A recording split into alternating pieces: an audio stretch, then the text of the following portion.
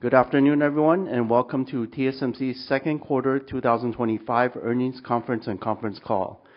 This is Jeff Su, TSMC's Director of Investor Relations and your host for today.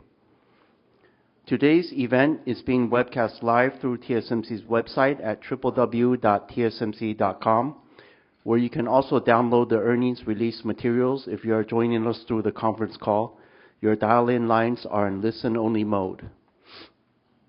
The format for today's event will be as follows. First, TSMC's Senior Vice President and CFO, Mr. Wendell Huang, will summarize our operations in the second quarter 2025, followed by our guidance for the third quarter 2025. Afterwards, Mr. Huang and TSMC's Chairman and CEO, Dr. C.C. Wei, will jointly provide the company's key messages. Then we will open both the floor and the line for the question and answer session. As usual, I would like to remind everybody that today's discussions may contain forward-looking statements that are subject to significant risks and uncertainties, which could cause actual results to differ materially from those contained in the forward-looking statements. Please refer to the safe harbor notice that appears on our press release. And now, I would like to turn the microphone over to TSMC's CFO, Mr. Wendell Huang, for the summary of operations and the current quarter guidance. Thank you, Jeff. Good afternoon, everyone. Thank you for joining us today. My presentation will start with financial highlights for the second quarter 2025. After that, I will provide the guidance for the third quarter of 2025. Second quarter revenue increased 11.3% sequentially in NT, as our business was supported by strong demand for our industry-leading 3nm and 5nm technologies, partially offset by an unfavorable foreign exchange rate. In US dollar terms, revenue increased 17.8% sequentially to $30.1 billion and exceeded our second quarter guidance. Gross margin decreased 0.2 percentage points sequentially to 58.6%, primarily due to an unfavorable foreign exchange rate and margin dilution from our overseas fabs, partially balanced by higher capacity utilization and cost improvement efforts. Due to operating leverage, operating margin increased 1.1 percentage points sequentially to 49.6%. Overall, our second quarter EPS was 15.36 NT, up 60.7% year over year, and ROE was 34.8%. Now let's move on to revenue by technology. 3nm process technology contributed 24% of wafer revenue in the second quarter, while 5nm and 7nm accounted for 36% and 14% respectively. Advanced technologies, defined as 7nm and below, accounted for 74% of wafer revenue. Moving on to revenue contribution by platform. HPC increased 14% quarter over quarter to account for 60% of our second quarter revenue. Smartphone increased 7% to account for 27%. IoT increased 14% to account for 5%. Automotive stayed flat and accounted for 5%. And DCE increased 30% to account for 1%. Moving on to the balance sheet. We ended the second quarter with cash and marketable securities of 2.6 trillion NT, or $90 billion. On the liability side, current liabilities decreased by 22 billion NT quarter over quarter, mainly due to the decrease of 38 billion in accrued liabilities and others. The decrease in accrued liabilities and others was mainly due to the payment of income tax. On financial ratios, accounts receivable turnover days decreased 5 days to 23 days. The decrease in accounts receivable was mainly due to NT dollar appreciation, as almost all of our accounts receivables are in US dollars. Days of inventory decreased 7 days to 76 days, primarily due to higher N3 and N5 wafer shipments. Regarding cash flow and CapEx, during the second quarter, we generated about 497 billion NT in cash from operations, spent 297 billion in CapEx, and distributed 117 billion for third quarter 24 cash dividend. Taking the unfavorable exchange rate into consideration, our cash balance decreased 30.3 billion NT to 2.36 trillion at the end of the quarter. In US dollar terms, our second quarter capital expenditures total 9.6 billion. I've finished my financial summary. Now let's turn to our current quarter guidance. Based on the current business outlook, we expect our third quarter revenue to be between 31.8 billion and 33 billion US dollars, which represents an 8% sequential increase or a 38% year-over-year increase at the midpoint. Based on the exchange rate assumption of 1 US dollar to 29 NT, gross margin is expected to be between 55.5% and 57.5%. Operating margin between 45.5% and 47.5%. In addition, we maintain our 2025 capital budget to be between 38 billion and 42 billion US. This concludes my financial presentation. Now let me turn to our key messages. I will start by talking about our second quarter 25 and third quarter 25 profitability. Compared to first quarter, our second quarter gross margin slightly decreased by 20 basis points sequentially to 58.6%. This was primarily due to an unfavorable foreign exchange rate and margin dilution from our overseas fabs, partially offset by higher than expected overall capacity utilization and cost improvement efforts. Compared to the first quarter, foreign exchange rate of $1 to 32.88 NT, the actual second quarter exchange rate was $1 to 31.05 NT. This created about 220 basis points margin headwind to our actual second quarter gross margin. We also experienced slightly more than 100 basis points impact from the ramp-up of our overseas fabs, mainly as the margin dilution from our Arizona fab started to kick in. We have just guided our third quarter gross margin to decrease by 210 basis points to 56.5% at the midpoint, primarily due to the continued unfavorable foreign exchange rate and more pronounced dilution from overseas fabs as we ramp up further in Kumamoto and Arizona. We continue to forecast the gross margin dilution from the ramp-up of our overseas fabs in the next 5 years, starting from 2025, to be between 2 to 3% every year in the early stages and widen to 3 to 4% in the latter stages. Despite the higher cost of overseas fabs, we will leverage our increasing size in Arizona and work on our operations to improve the cost structure. We will also continue to work closely with our customers and suppliers to manage the impact. Overall, with our fundamental competitive advantages of manufacturing technology leadership and large-scale production base, we expect TSMC to be the most efficient and cost-effective manufacturer in every region that we operate. Now, let me make some comments on the impact of foreign exchange rate on TSMC's revenue and profitability. NT dollar is the reporting currency of our financial statements. Nearly all of our revenue is in US dollars, while about 75% of cost of goods sold is in NT. Therefore, fluctuations in the exchange rate between US dollar and NT will have a sizable impact to our reported revenue and gross profit margin. The sensitivity of the revenue to dollar-NT exchange rate is nearly 100%. That is, every 1% appreciation of NT against US dollar will reduce our reported NT revenue by 1%. The sensitivity of our gross margin to the same 1% exchange rate change is about 40 basis points.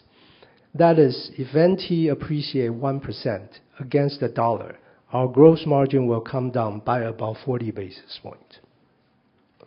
Compared with our second quarter exchange rate guidance of $1 to 32.5 NT provided on April the 17th, the NT dollar has appreciated by an average of about 4.4% sequentially, which negatively impacted our second quarter revenue by about 4.4% in NT and our gross margin by about 180 basis points. For third quarter of 25, based on the current exchange rate of $1 to 29 NT, the average NT dollar will appreciate by another 6.6% sequentially, which will negatively impact our third quarter revenue by 6.6% in NT and reduce our gross margin by about 260 basis points. As a reminder, 6 factors determine TSMC's profitability: leadership, technology development and ramp up, pricing, capacity utilization, cost reduction, technology mix, and foreign exchange rate, which is not in our control. When the foreign exchange rate is unfavorable, as it is currently, we will focus on the fundamentals of our business and lean on the other 5 factors to manage through it, and we have successfully done in the past. Thus, even with the unfavorable foreign exchange rate, we believe a long-term gross margin of 53% and higher remains well achievable. Now let me turn the microphone over to CC. Thank you, Wendell.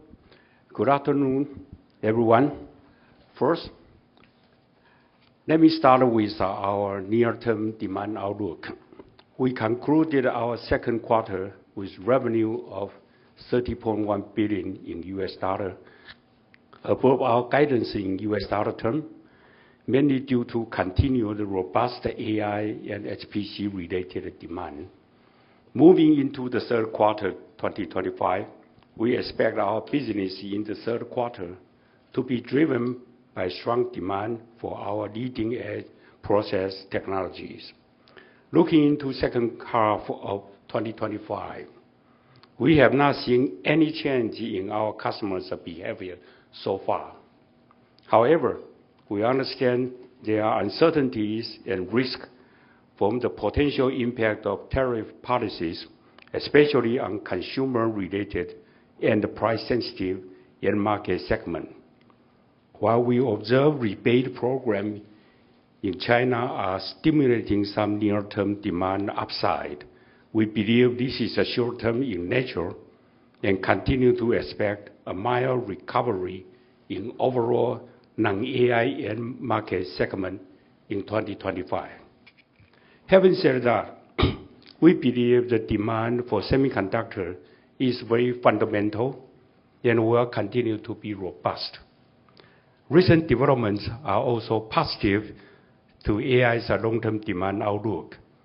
The explosive growth in token volume demonstrates increasing AI model usage and adoption, which means more and more computation is needed, leading to more leading-edge silicon demand. We also see AI demand continuing to be strong, including the rising demand from sovereign AI. Therefore, we now expect our full year 2025 revenue to increase by around 30% in US dollar terms, supported by strong demand for our industry-leading 3nm and 5nm technologies, underpinned by growth in our HPC platform. Amidst the uncertainties, we will remain mindful of the potential tariff-related impact and be prudent in our business planning going into second half 2025 and 2026, while continuing to invest for the future mega trend. We will also focus on the fundamentals of our business: technology leadership, manufacturing excellence, and customer trust to further strengthen our competitive position. Next, let me talk about TSMC's global manufacturing footprint update. All our overseas decisions are based on customers' need.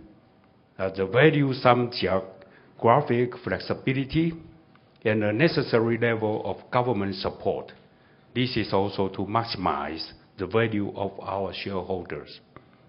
With a strong collaboration and support from our leading U.S. customers and the U.S. federal, state, and city government, we announced our intention to invest a total of US $165 billion in advanced semiconductor manufacturing in the United States. This expansion includes plans for 6 advanced wafer manufacturing fabs in Arizona, 2 advanced packaging fabs, and a major R&D center to support the strong multi-year demand from our customers.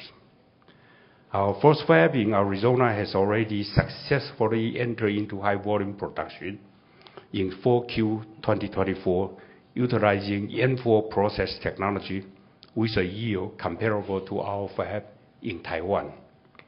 The construction of our second fab, which will utilize 3nm process technology, is already complete. We are seeing strong interest from our leading U.S. customers and are working on speeding up the volume production schedule by several quarters to support their need. Construction of our third fab, which will utilize 2nm and A16 process technologies, has already begun, and we will look into speeding up the production schedule as well, based on the strong AI-related demand from our customers. Our first fab will utilize N2 and the A16 process technology, and our fifth and sixth fab will use even more advanced technologies. The construction and ramp schedule for those fabs will be based on our customers' need. Our expansion plan will enable TSMC to scale up to a gigafab cluster in Arizona to support the needs of our leading-edge customers in smartphone, AI, and HPC applications. We also plan to build 2 new advanced packaging facilities and establish an R&D center to complete the AI supply chain. After completion, around 30% of our 2nm and more advanced capacity will be located in Arizona, creating an independent leading-edge semiconductor manufacturing cluster in the U.S. Thus, TSMC will continue to play a critical and integral role in enabling our customers' success. We'll also maintain a key partner and enabler of the U.S. semiconductor industry. Next, in Japan, thanks to the strong support from the Japan Central, Prefecture, and local government, our first specialty technology fab in Kumamoto has already started volume production in late 2024 with very good yield. The construction of our second specialty fab is scheduled to start later this year, subject to the readiness of the local infrastructure. The ramp schedule will be based on our customers' need and market conditions. In Europe, we have received strong commitment from the European Commission and the German federal, state, and city government, and are progressing smoothly with our plans to build a specialty technology fab in Dresden, Germany. The ramp schedule will also be based on our customers' need and market conditions. In Taiwan, with support from the Taiwan government, we plan to build 11 wafer manufacturing fab and 4 advanced packaging facility over the next several years. We are preparing for multiple phases of 2-nanometer fab in both Hsinchu and Kaohsiung Science Park to support the strong structural demand from our customers. By expanding our global footprint while continuing to invest in Taiwan, TSMC can continue to be the trusted technology and capacity provider of the global IC industry for years to come, while delivering profitable growth for our shareholders. Now let me talk about our N2 and A16 status. Our N2 and A16 technologies lead the industry in addressing the insatiable demand for energy-efficient computing, and almost all the innovators are working with TSMC. We expect the number of new tape-outs for 2-nanometer technology in the first 2 years to be higher than both 3-nanometer and 5-nanometer in their first 2 years, fueled by both smartphone and HPC applications. N2 will deliver full node performance and power benefit, with 10 to 15 speed improvement at the same power, or 20 to 30% power improvement at the same speed, and more than 15% chip density increase as compared with the N3E. N2 is well on track for volume production in the second half of 2025, as scheduled, with a ramp profile similar to N3. With our strategy of continuous enhancement, we also introduced N2P as an extension of our N2 family. N2P features a further performance and power benefits on top of N2, and volume production is scheduled for second half 2026.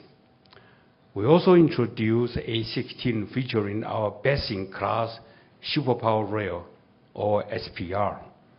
Compared with the N2P, A16 provides a further 8 to 10% speed improvement at the same power, or 15 to 20% power improvement at the same speed, and additional 7 to 10% chip density gain. A16 is best suited for specific HPC products with complex signal routes and dense power delivery network. Volume production is on track for second half 2026. We believe N2, N2P, A16, and its derivatives will fuel our N2 family to be another large and long-lasting node for TSMC. Finally, let me talk about our A14 status. Featuring our second generation nanosheet transistor structure, A14 will deliver another full node stride from N2 with performance and power benefits to address the increasing structural demand for high performance and energy efficient computing. Compared with the N2, A16 will provide 10 to 15 speed improvement at the same power, or 20 to 30% power improvement at the same speed, and about 20% chip density gain. Our A14 technology development is on track and progressing well, with device performance and yield improvement on or ahead of schedule. Volume production is scheduled for 2028. We will continue our strategy of continuous enhancement with A14, including a superpower rail offering planned for 2029. We believe A14 and its derivative will further extend our technology leadership position and enable TSMC to capture the growth opportunities way into the future. This concluding our key message, and thank you for your attention. Thank you, CC. This does conclude our prepared statements. So before we begin the question and answer session, I would like to remind everybody to please limit your questions to 2 at a time so that we can allow all the participants an opportunity to ask their questions. Questions will be taken both from the floor and from the call. Should you wish to raise your question in Chinese, I will translate it to English before our management answers your question. For those of you on the call, if you'd like to ask a question, please press the star, then 1 on your telephone keypad now. If at any time you'd like to remove yourself from the questioning queue, please press star, then 2. So now let's begin the question and answer session. We'll take the first few questions from the floor, then we'll flip and alternate to those on the line. Maybe we'll go left, center, and then right, sort of a sequence. And we'll start here with Gokul Hariharan from JP Morgan. Thanks, Jeff, and good afternoon, CC and Wendell. First question on demand. I think, CC, you mentioned data center AI demand definitely looks better than maybe 3 months back. Last quarter, you also mentioned CoWoS capacity will probably come into balance by 2026. Is that still our view, or you think that the capacity now starts to look tighter? Second, I think you talked about on-device AI as a potential future driver. Are you seeing more development on the on-device AI part? Is it better compared to maybe 3-6 months back? And lastly, near term, your 4Q looks like you're expecting revenue to decline. Is that based on what your customers are telling, especially on the consumer side, or is it just TSMC being cautious and conservative in terms of the guidance? Okay, Gokul, thank you. Again, for the benefit of those, of course, here in person and on the line, please allow me to summarize your questions. So maybe we'll take them one by one. His first question is on the demand, particularly data center and AI-related demand. As CC said in his remarks, it is certainly still even stronger. So his question is about the advanced packaging and CoWoS demand into 2026. How do we see the supply-demand gap narrowing or becoming more balanced for CoWoS specifically?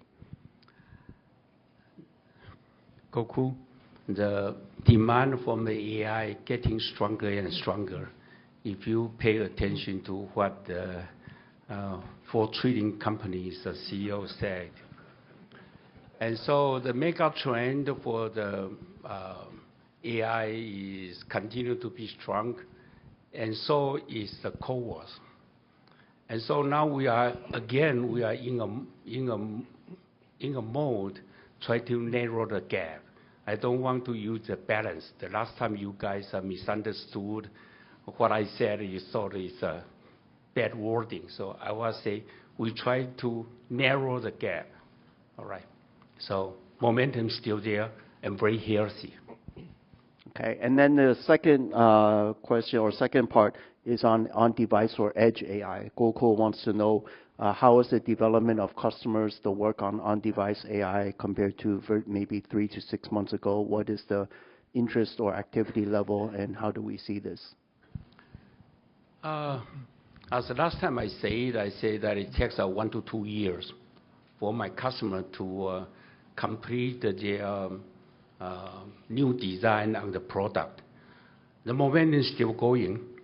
They are still continue to, as time goes by, as I said, the increase on the edge device, the number of the units is actually mild. But then the die size increase. We continue to see that. And the die size increased by about 5 to 10%. And that kind of trend continued. Okay.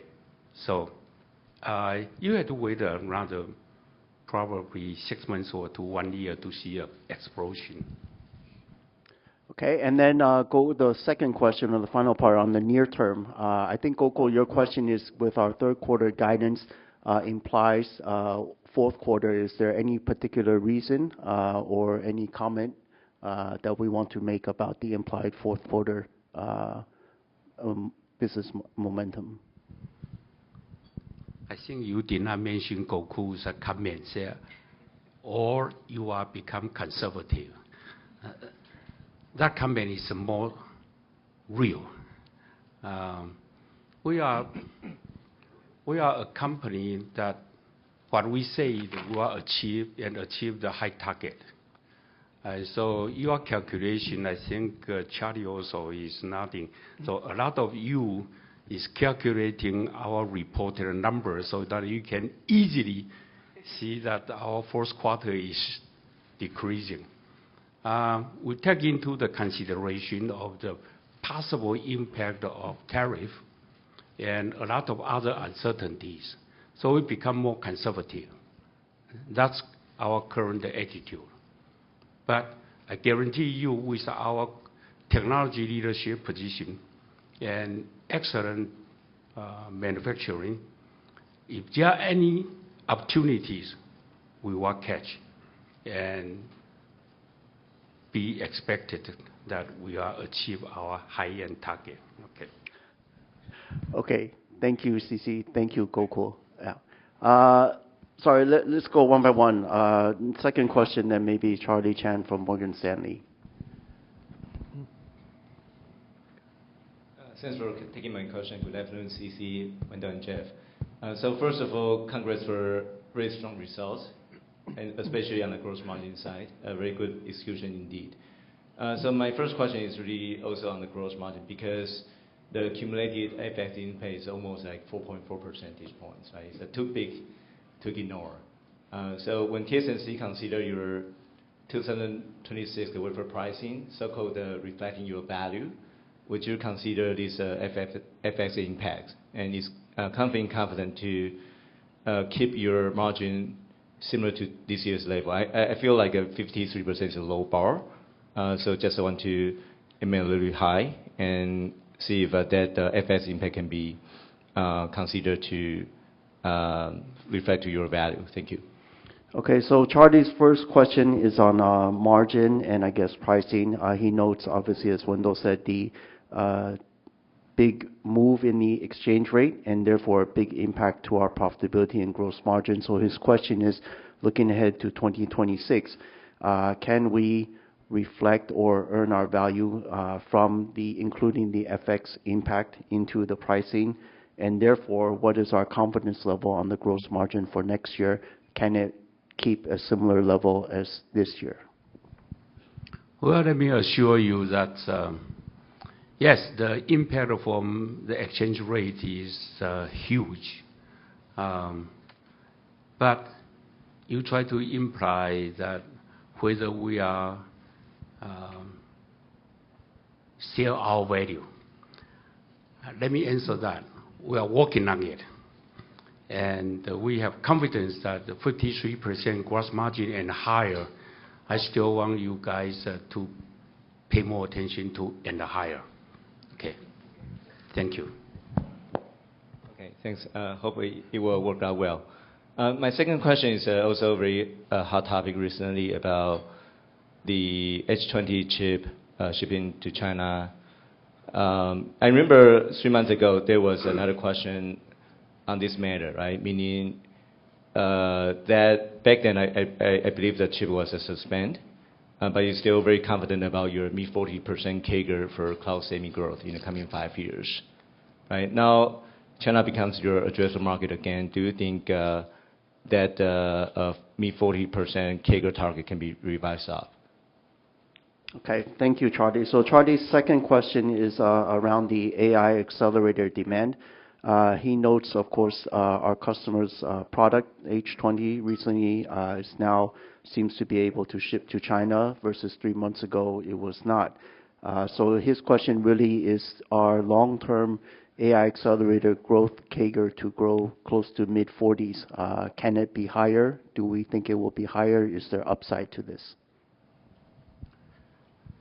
Charlie, the H20 now is, according to the World Trading Company's CEO, we did not receive the signal yet, so it's too early to give you an estimate. But certainly it is a good news, right? I mean, that's China is a big market, and my customer can still continue to supply the chip to the big market, and it's a very positive news for them, and in return, it's a very positive news to TSMC. Whether we are ready to increase our forecast, not yet. Another quarter, probably will be more appropriate to answer your question. Sure. Thanks for your comments. Very helpful. Thanks. Thank you, Charlie. Okay, then we'll move on to the right side of the room for us, Bruce Lu from Goldman Sachs. Thank you for taking my question. I think Charlie already asked the profitability question already, so I just move on to your N2 ramp. So what's the revenue contribution we can expect for the N2 ramp for next year? I'm a little bit surprised to hear that the N2 ramp is similar rate with N3. With N2, you do have like both HPC and smartphone customer ramping up at the same stage, or in the first like year 1 or year 2, right? Can we expect like 15% revenue contribution coming from N2 for next year, or a similar level, compared to the N3, which is around like 10-11% for the year 2? Okay, Bruce's first question is around the N2 ramp.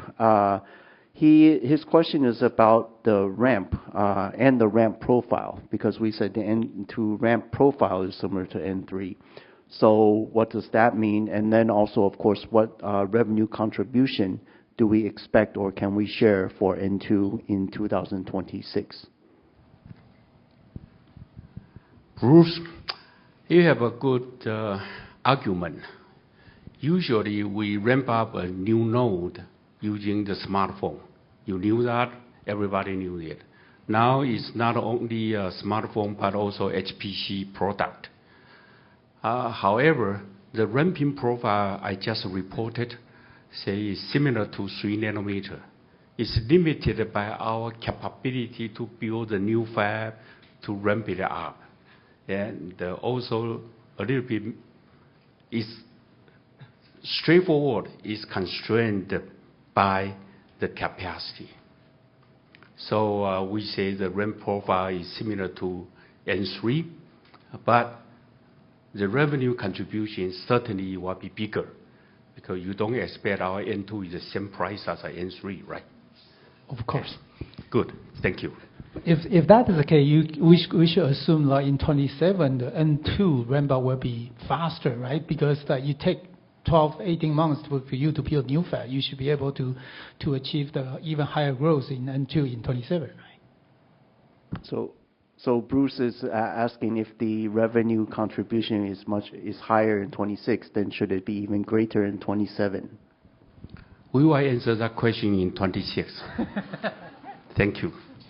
Okay. The next question is for N5 and N3, right? So I want to understand the supply demand for N5 and N3 in the coming 2 years. As also, most of the AI will migrate to N3 next year, but it seems to me that the N5 conversion is mostly done. N5 N3 conversion is mostly done, and we don't really see like greenfield capacity expansion from N3. So it becomes like super tightness for the N3 for the coming years. So does that mean that N5 will be lower utilized, or we try to build more N3 in the future, or what kind of, or we should see we can sell out more value for N3 and N5 next year?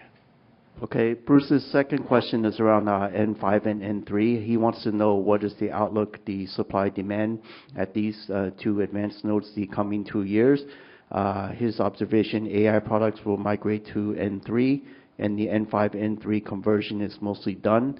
So his question is, will 3 nanometer supply be very tight the next few years? And I think the last part, therefore, can we earn our value or price for that tightness? And then on the flip side, what about 5 nanometer? Will it become lower utilization? I like your comment on that we have to share our value because of very tight in N3 capacity.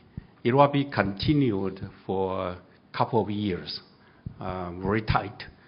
And in fact, N5 also very tight. The demand is high because of a lot of AI product still in the 4 nanometer technology node, and they will transition to 3 nanometer probably in next 2 years. So meanwhile, N5 are still very tight in capacity. N3 even tighter. And so we are working hard. One of the TSMC's advantage is that we have gigafab cluster. And so we have between N7, N5, N3, even the future N2, we have almost for each node, we have about 85 to 90% common tools. So it's not free, but it's much easier for TSMC to adjust or convert the capacity between those nodes. And today, let me share with you, we are using the N7 capacity to support N5 because the N5 is too tight. And then we are converting N5 to N3, as you just pointed out. We will continue to do that. And so today, our leading edge technology is a capacity. We define N7 and below are all very tight. And saying that, we are working very hard to, again, using my sentence, narrow the gap between the demand and the capacity. Okay, thank you, Bruce. Let's go to the participants online. Maybe we'll take 2 questions from the online, and then we'll come back to the floor. Thank you. Operator? Yes, now asking question, Brett Simpson, Arete. Yeah, thanks very much. I had a question for Wendell on gross margins, and it's always helpful you've laid out a framework for some of the puts and takes to TSMC's gross margins. But my question is really some of these headwinds like FX and the dilution from overseas fabs are more structural cost increases. And to what extent can TSMC adjust wafer pricing higher to neutralize these cost increases in your business? And I guess secondly, on this point, how much economic benefit are you seeing from applying AI across the fabs? I think NVIDIA has mentioned that they're working with TSMC closely, strategically in areas like computational lithography to try to drive further fab efficiencies. So can you maybe just give us some examples where you're seeing real gains in your cost structure? And are we at a point where you're starting to see several points of gross margin benefit from AI efficiencies? Thanks. All right, Brett. So Brett's first question is a little bit involved, but looking at our gross margin and profitability, he notes that the unfavorable exchange rate and the dilution from the overseas due to the higher costs, these are structural headwinds. So his question is, how can we earn our value or adjust our wafer price to help offset some of these? And also, how much we've talked about before about using AI ourselves in our operations, how much economic benefit are we deriving from things such as CU Litho with our customers, such as, and are there other examples of using AI where it's helping our cost structure, and can we quantify that? Quantify the benefit, sorry. That's your question, right, Brett? That's right. Thanks, Jeff. Okay, Brett, the first question, gross margin. That's the reason why we've been talking about these 6 factors affecting our profitability. I don't think I need to repeat those 6 factors. But whenever, for example, using foreign exchange rate as example, a few years ago there were also periods of time that foreign exchange rates were against us. So we are able to lean on the other factors to help us mitigate the negative impact from certain factors, and therefore still achieve our gross margin targets. And you specifically asked about ASP, raising the price, but the price is just one of the factors. And I believe CC just elaborate a lot on earning our value. And at the same time, there are other factors that we can leverage on. So all in all, that's why we're saying 53% and higher gross margin is still achievable. Your second question on AI benefits, I think we also talked about that before. We use that in operation, in manufacturing. We also use that in R&Ds. And just think about if we are able to produce 1% of productivity gains in a company of our size, that equals to $1 billion US. So that's the number we can share with you without going into too much other details. Does that answer your question, Brett? Okay. Yeah.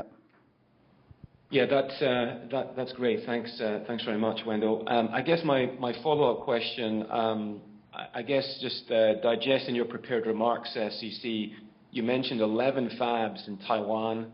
I think I count 8 fabs for overseas that you're planning that aren't commercially online yet. Can you maybe just talk a bit about, I mean, I've never seen that type of like that type of roadmap before from TSMC. It's quite big. Can you maybe share with us if you're planning a bigger expansion of new capacity next year? And I say this because, in the last few months, we've seen so many gigawatt data center announcements. I think this week we had one from Meta that was significant. So the demand looks very strong, and I'm just wondering whether you have enough capacity to satisfy demand next year, whether you plan to convert further 5 nanometer to 3 nanometer, and how you see the N2 capacity plans for 2026. Thank you. Okay.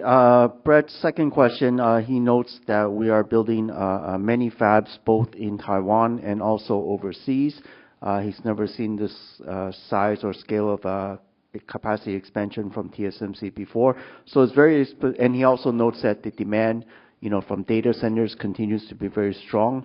So his question is basically very simply, do we have enough capacity to support the strong demand specific to next year, and also very specifically to 2 nanometer, and will we further also convert more 5 nanometer to 3? That's, I think, all of his question. Brett? Thank you. Your observation is right. Recently, we saw a lot of announcement of the AI data center all over the world. And the demand on 3 nanometer, actually on 5 nanometer, 3 nanometer, and the future 2 nanometer are very high. And we did not see this kind of a strong demand for a long time, but will it be enough to support them? I still want to use my word, say that we try very hard to narrow the gap between the demand and the supply. We're working very hard. Okay, thank you, Brett. Let's go to the next participant on the call. Now it's Arthur Lai from Macquarie. Line is open now. Hi, thank you, CC, Wendell, and Jeff. Arthur Lai from Macquarie. Again, congrats, a strong result.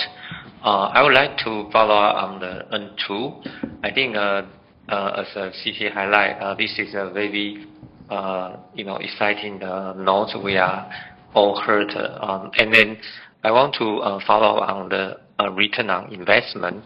Can you compare to the N2 and N3, the return on investment, and then give us some more color?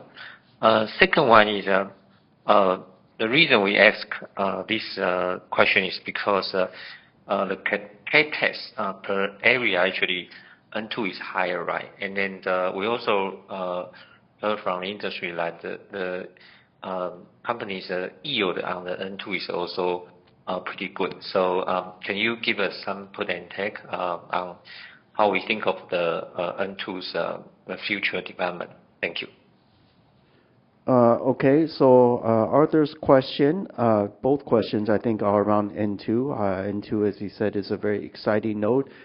He would like to understand what is the return or the return on investment that we see from N2 compared to N3, and also can we talk a little bit into the capex is higher, but the yield is still very good. What is the developments that we're seeing for 2 nanometer? I think is that your question, Arthur? Yes. Yeah. exactly? Okay, Arthur. N2 return. As we said before, N2, the profitability is better than N3. Now, there were questions asking how many quarters to catch up with the corporate before, and N3 was, it took N3 longer. But for N2, we think it will be back to the old days. Having said that, I need to remind everyone that in the old days, we're talking about corporate average of, say, 50% gross margin. Nowadays, we're talking about 53% gross margin. So it becomes less meaningful to talk about how much time it takes to catch up with corporate nowadays. But having said that, structurally, N2 does have a better profitability than N3. Okay. And N2 development is right on track. We're ramping it in the second half of this year. We expect the revenue to come up in the first half of next year. Okay. Thank you, Wendell. Thank you, Arthur. Let's come back to the floor. We'll go left, middle, right. So maybe Sunny Lin from UBS. Or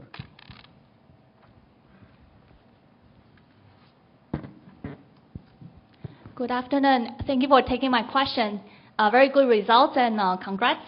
So my first question is to follow up on CAPEX.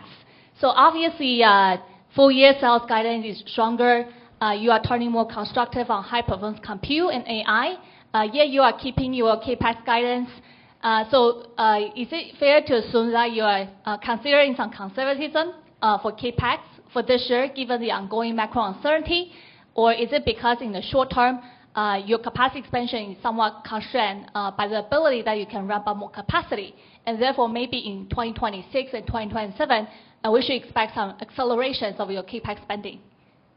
Okay, so Sunny's first question is around CAPEX. She notes, of course, that we raised our 2025 revenue guidance this year, and we certainly still see a very robust demand from AI, yet we kept our CAPEX guidance in the same range of 38 to 42. So she wants to understand why. Is it because of macro uncertainty? Is it because of constraints in the construction? And her other part of this question is what is the CAPEX outlook for 26 and 27, I guess? Okay, Sunny, the CAPEX, as we said before, the CAPEX invested in a given year is for the business opportunities in the following years. And as long as there are business opportunities, we will not hesitate to invest. Having said that, nowadays, as CC also said, with all these macro uncertainties, we are mindful of these uncertainties. So we also take that into considerations in our capacity and CAPEX plan. Going forward, it's too early to talk about future years' CAPEX, but I can share with you a company of our size, it's unlikely that you see CAPEX dollar amount suddenly drop a lot in any given years. That's all I can share with you. Got it. Sounds like CAPEX could be going higher in the coming years. My second question is on cloud AI. And so you seems like earlier attribute most of the sales upside for 2025 to cloud AI. And therefore, I wonder if you have an update on the cloud AI growth in 2025, which you guided before to be about 100% for 2025. And the implication to your CoWoS capacity expansion, would you be, are you able to maybe expand a bit more CoWoS capacity for this year to support a stronger cloud AI growth for this year? And any early insights that you could share with us for your CoWoS capacity expansion for 2026? Thank you. Okay, so Sunny's second question is asking about our AI. Well, she says cloud AI, basically our AI accelerator growth in 2025 and related the CoWoS capacity. So her question is, what is the AI accelerator revenue growth we expect in 2025? And then what is our CoWoS capacity expansion plan for 2025? And she asked a similar question to Charlie or someone earlier. What is the plan for CoWoS capacity in 2026? Well, My answer stays the same. We are trying very hard to narrow the gap. For now and for 2026, the demand, the momentum are very healthy and very strong. And so we are building many new facilities in the back end to increase the AI increase the CoWoS capacity to support our customer. AI demand is very strong, and so the CoWoS capacity, the demand is very strong. Okay, thank you, Sunny. Then we'll move on to Laura Chen from Citi.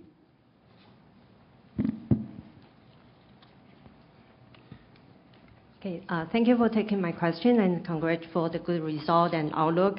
My question is also about the AI chip. CC, you mentioned that the AI chip is getting bigger and bigger, and also the power consumption is getting much more.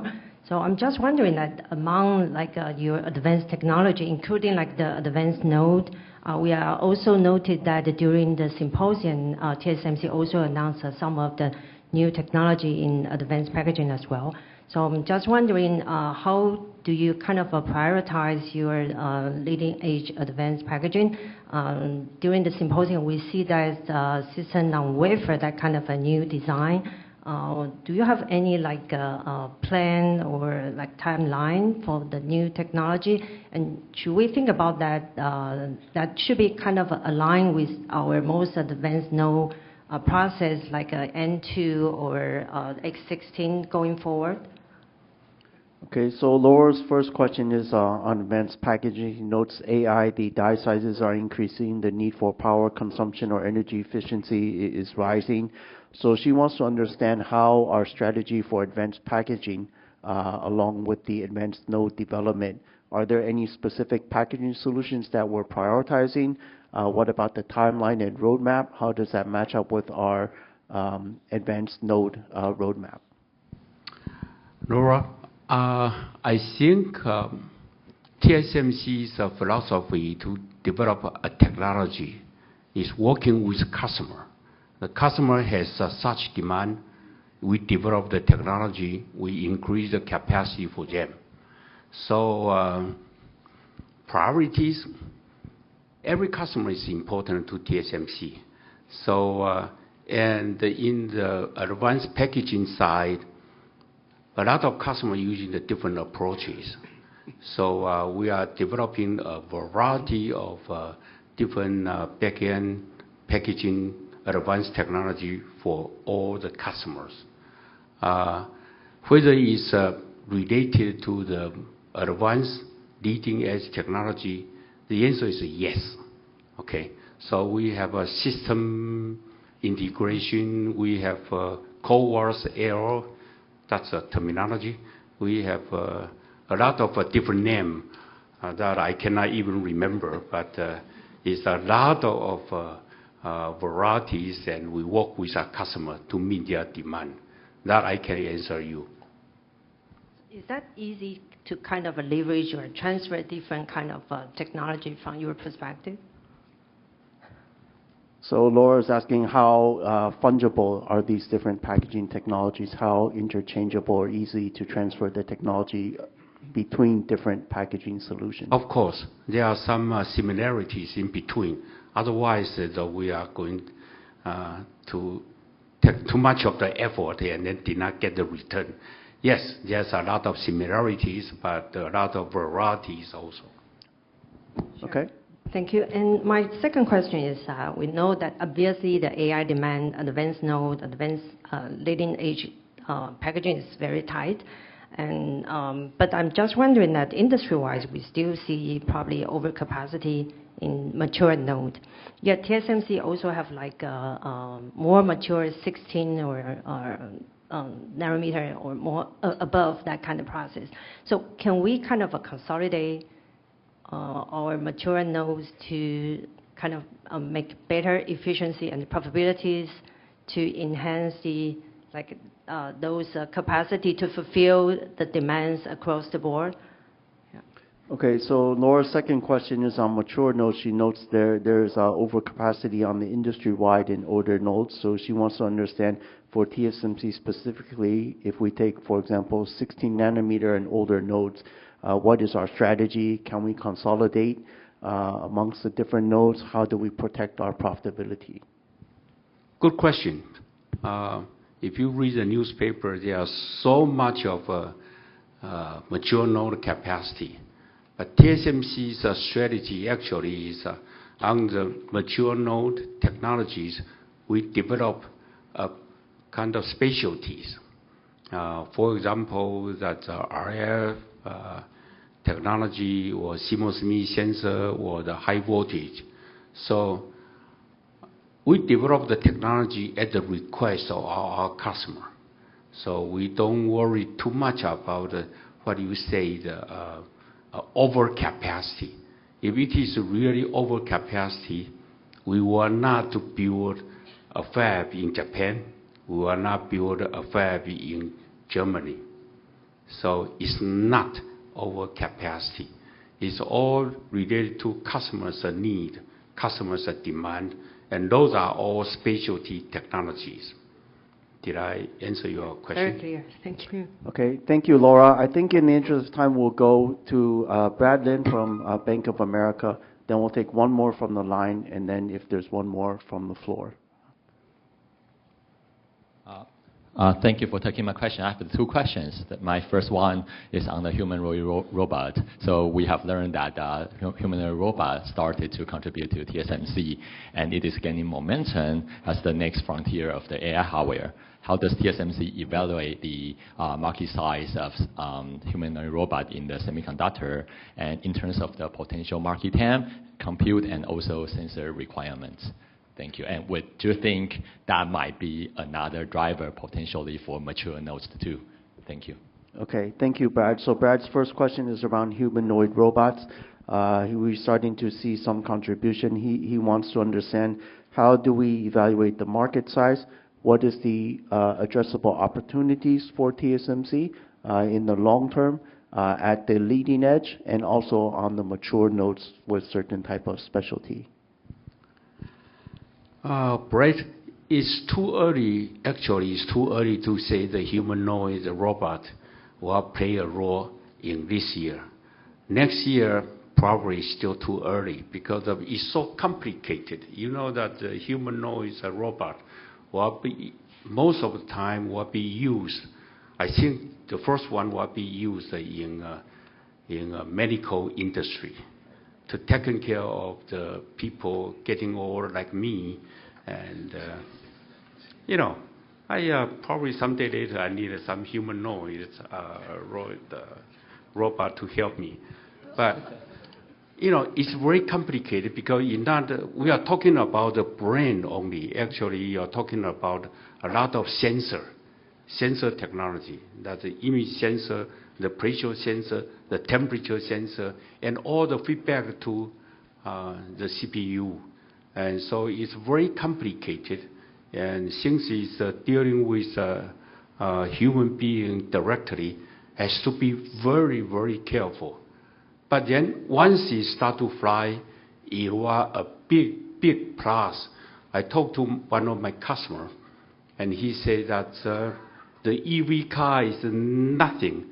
His robot will be 10 times of that. I'm waiting for that. Okay, did that answer your question? Yes, I believe the client definitely owns EV cars and robots too, so he knows it well. So my second question would be on the potential point ahead of the so-called reflecting the value into 2026. So we know, well, normally we continue to reflect the value into our pricing. So given the potentially higher pricing into 2026, are you observing any signs of demand pulling from the customers in the second half of the year, and potentially, well, given the tight pipeline of N3, N5, would we see a continuous strength into 4Q, even though we already guided potential decline? But yeah, any point potentially. Thank you. Okay, Brad, second question very specifically. He's asking as CC talked about, that we will continue to earn our value, do we see any customers trying to pull in their demand ahead of 2026 into the second half of this year? And do we have any additional comments to offer on the fourth quarter besides what we have already shared? Well, the answer is no. We did not see any different customers' behavior so far. Okay, but let me share with you, I add more color. If you are talking about the 3 nanometers demand, for example, in the cycle time itself, what takes about the 4 months. So there's no way you can pull in anything. I mean, that's and we have, as I said, our capacity is very, very tight. So we already have all the schedules, and so very little room for pulling. Let me say that. Even they want it, but no. The answer is no. So 2026 is 2026. We will share with you. Yeah. Thank you very much. Thank you, CC. Thank you, Brad. All right, operator, let's go to we'll take questions from the last participant on the line. Yes, the last one to ask question, Mehdi Husseini from SIG.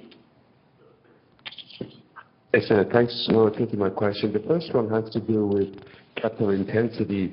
When I look at the past 5 years when you were ramping N3 and N5, the capital intensity was at or above 40%. And you also highlighted how N2 tape-out is tracking better than N3 and N5 combined. Does that imply that the capital intensity would need to go back up to 40%?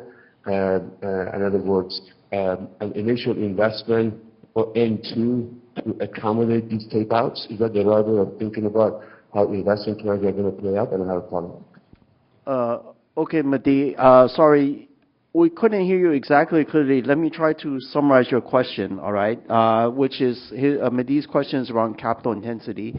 He notes that in the past, when we invest in new nodes or structural, the mega trends like we have with N3 and N5, our capital intensity has jumped up to greater than 40%. So if I heard you correctly, Mehdi, your question is this time we talked about the strong demand for 2 nanometer, multi-year upcoming. What is our expectation on capital intensity? Is that correct, Mehdi? Yeah, that's correct. Okay. Okay, Mehdi, let me answer this question. As we just said, the capital expenditure invested in any year is the future growth opportunities. So if we do our job right, the growth in the next few years is likely to exceed the growth in CAPEX dollars, even though, as I said, the CAPEX dollars is unlikely to drop significantly in every given year. So you see a higher growth in revenue than the growth in capital expenditure, then you don't have such a high capital intensity. We actually demonstrated that in the past few years. And also, let me just share with you that because of this, we're not setting a capital intensity as a goal. It's the dollar amount invested is really on the structured demand growth in the following years. So talking about capital intensity is also less meaningful than before. Thank you. Okay, thank you. And a follow-up for me, you highlighted N2P. I'm sorry, you highlighted N16, which would be very applicable for high-performance compute. Is that the node where AI and HPC would actually be at par with a smartphone as an end market that would drive demand for the most leading-edge node?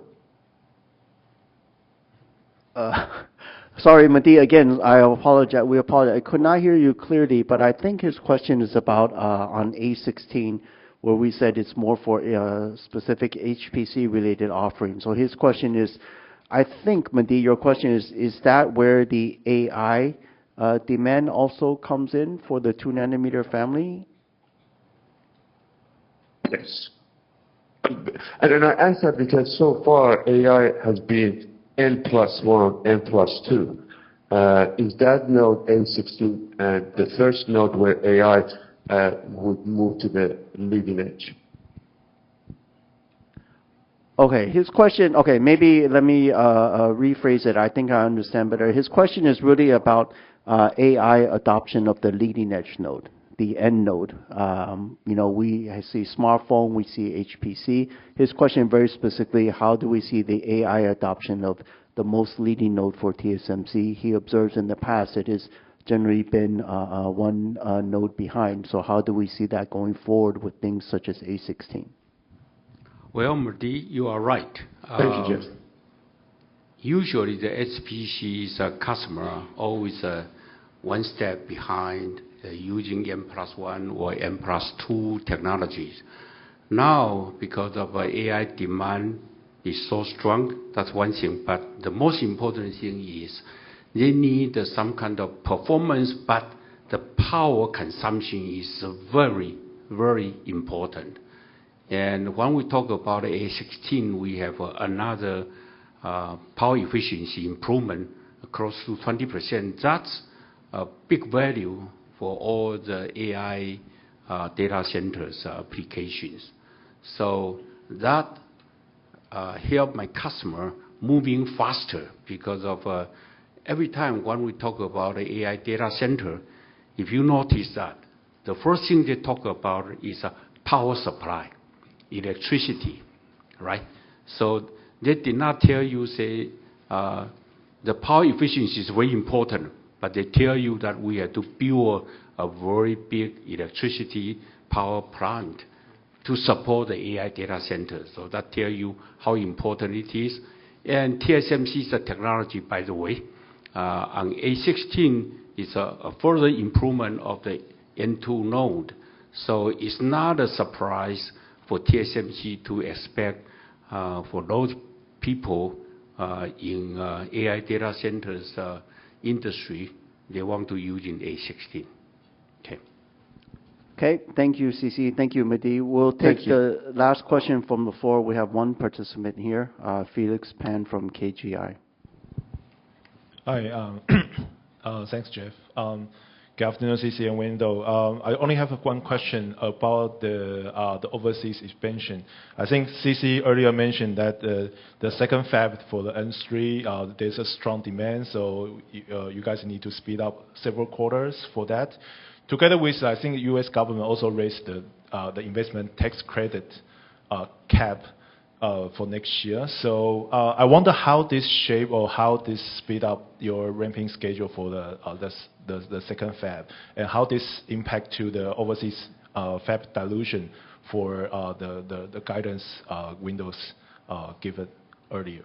Okay. Yeah, sorry. Yeah, and I think the follow-up question will be if you guys speed up the U.S. investment, how is that impact to other regional investment like the Japan and Germany as well?